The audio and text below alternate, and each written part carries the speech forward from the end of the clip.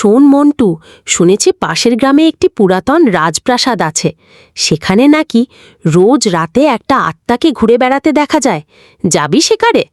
আরে মিতু, আমি তো আত্মা নিয়ে খুবই কৌতূহলী, কিন্তু হঠাৎ যদি সামনে পড়ে যায় তাহলে কি করব?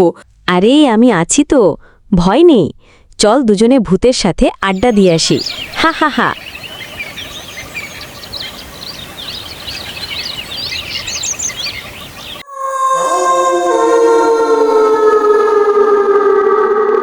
আরে মিতু, বাড়িটা তো অনেক ভয়ানক।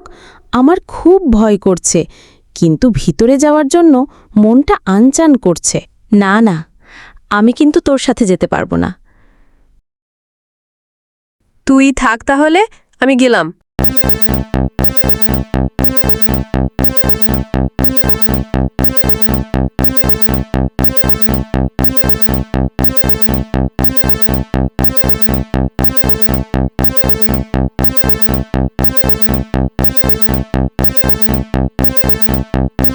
ওরে বাবালে!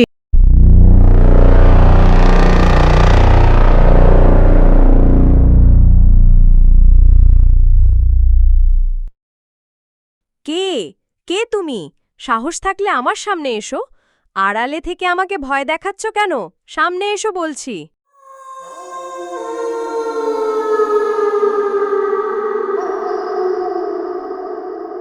আমি হলাম টিপটিপ ভূত।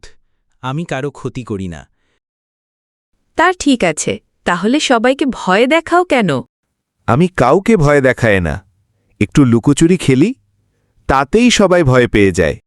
আচ্ছা, তোমার যখন এতই খেলার ইচ্ছা, তখন আমাদের সাথে খেলবে। চলো বাইরে মাঠে যাই, একসাথে খেলা করব। কিন্তু কাউলে আর ভয় দেখাইও না। বন্ধুরা, গল্পটা দেখে কি বুঝলে?